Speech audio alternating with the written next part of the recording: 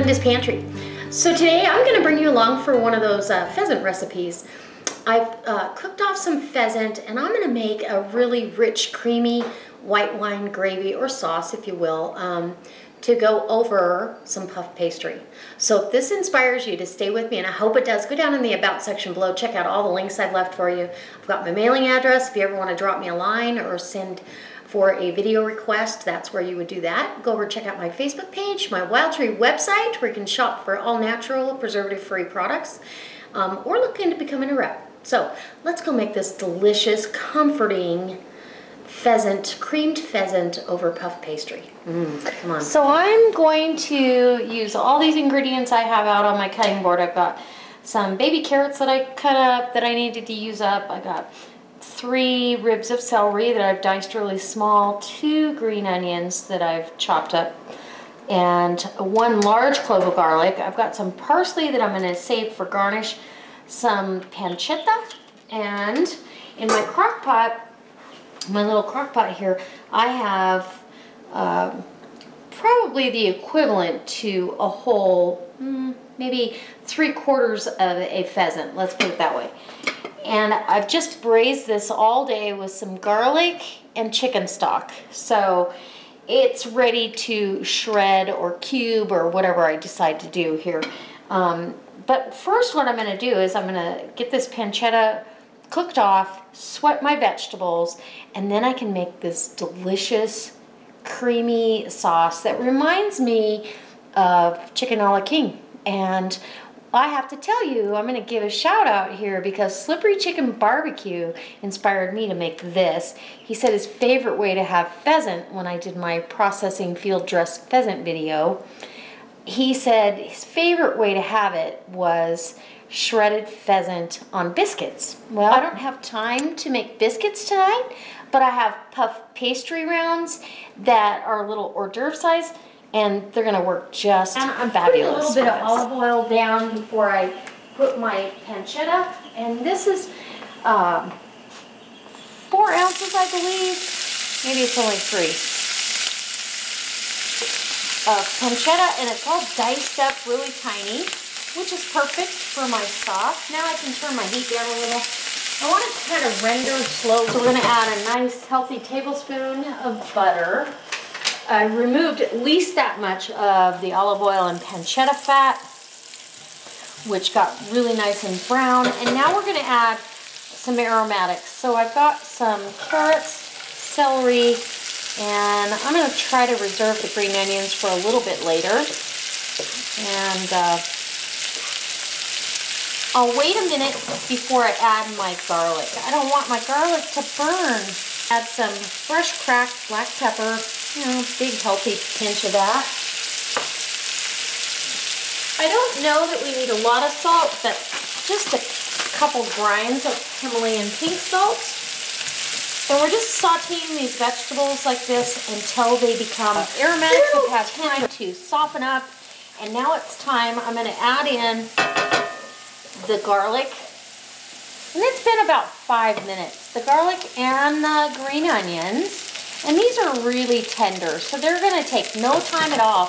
As soon as I smell that garlic, I'm going to start my roux. And I don't want to... Oh, this... It looks so pretty. It's very pretty.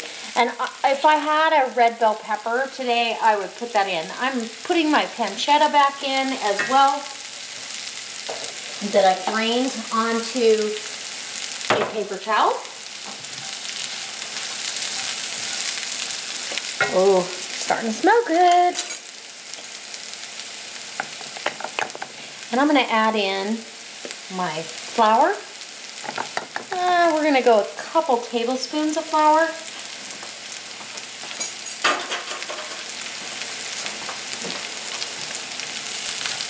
If we need to, we'll add in some more butter.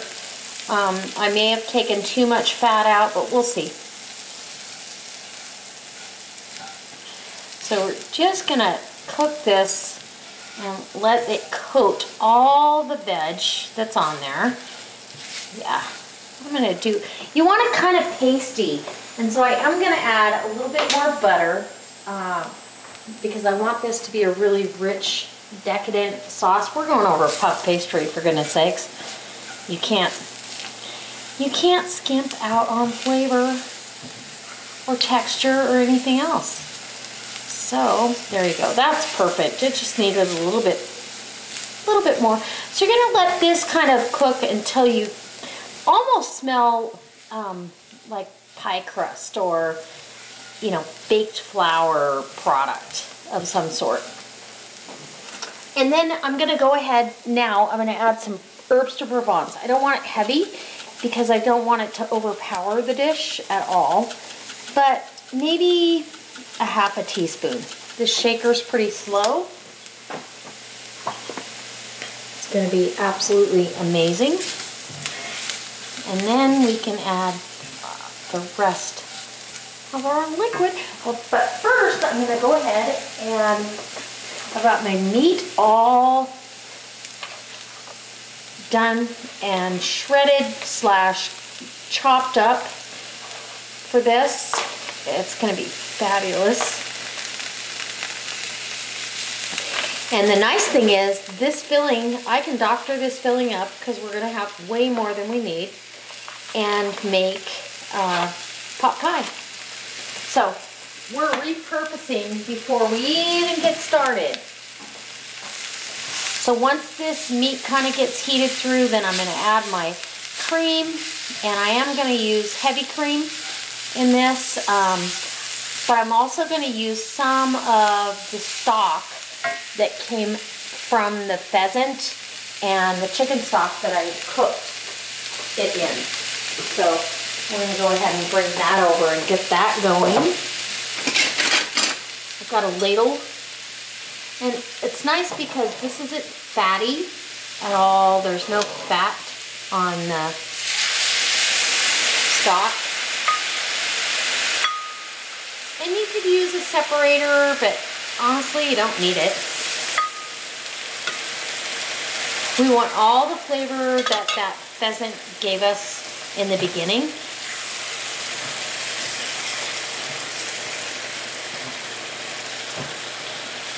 Isn't that pretty? It's gonna be so good. And then we're gonna have individual pot pies tomorrow. It'll be fabulous. Can't ask for anything more comforting. And we've really used this pheasant to the best of what we can. And I think this is a leg tendon. Nope, just a delicious piece of meat. So you see how that's getting really thick? Oh, okay, I'm gonna add one more ladleful of that because that's all flavor. And then we'll add our cream, I believe, because I don't want it too thick going over that puff pastry. We're gonna put our puff pastry in a 400-degree oven and let that cook, and I'll bring you back when we're plating up, because I'm gonna add, oh well, maybe I'll just add my cream. I'm gonna add heavy cream to this, which is gonna make this fabulous and creamy and actually just delicious. And I'm gonna add my heavy cream to this, and I'm actually going to add a little bit of water to this carton, maybe, I don't know, maybe a tablespoon, just to get the rest of the cream off the outside of the carton. You want this really creamy. And to go over, oh my gosh, it's what I imagine Slippery Chicken Barbecue would be having over his biscuits. Only we're gonna have it over puff pastry, and my husband is gonna be thrilled. Oh. And I may not need to add that extra water. We've got our pheasant and chicken stock in there. We've got the cream. I think it's perfect right there. It's nice and thick, and that's what you want. And all the little bits and pieces are very small. I'm going to go ahead and add some more pepper because we like quite a bit of pepper on a cream sauce like this. And the herbs de Provence, you don't need much because they really come through. Don't want to get heavy-handed on that. Okay, so I'm going to take you over. My puff pastry is done. I'm going to take you over and we're going to plate this up and I'll show you what I got. Okay, so here's my little puff pastry rounds. They're nice and golden brown, top and bottom, and this is perfect. Now, you could take sheet puff pastry and cut them in squares and do that. That would be fabulous as well. But I already had this, so all I'm going to do is spoon over our decadent pheasant gravy, as you will, over the top of this, and be just like a biscuits and gravy kind of thing. And I couldn't have asked for better inspiration from anyone. So thank you. Oh, Thomas, this was inspiration at its finest. So this is my husband's portion, although I'm going to be taking a bite of his.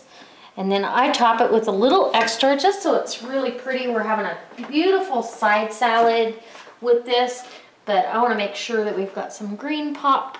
And so we're going to top this with some gorgeous fresh parsley. And isn't that pretty? The parsley was a little stemmy, so I really stemmed it. I'm not a fan of coarse parsley stems. So I'll bring you back for a taste test. So now I'm ready. It's cooled down enough. I think I can taste this without burning my mouth. So I'm going to get this piece over here. He'll never know, right? With some puff pastry, some pheasant, the aromatics that I've got in there, the carrots, onions, celery, and some parsley on top, and see what we have. Just smells heavenly. So, that being said, let's see what we, yeah, okay.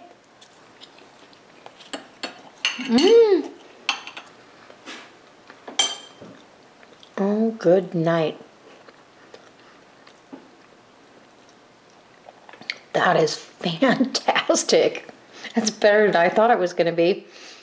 Oh, good Lord. Okay, that is terrific. I knew that the sauce was going to be good, but that puff pastry takes it over the top.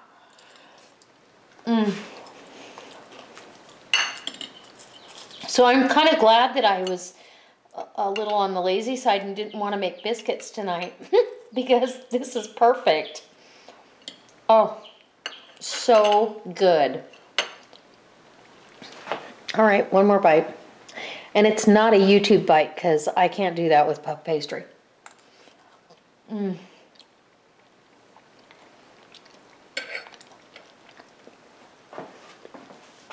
It's so creamy and herbaceous and rich. Very simple dish.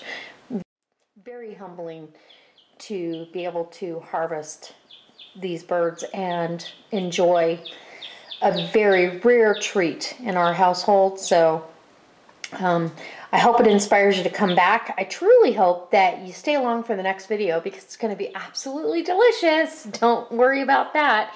And I'm always going to bring you along for something with a little different twist than I've seen anywhere else and try to change it up and make it interesting for you guys. So if this inspires you, share it on your Facebook page. Give me a thumbs up.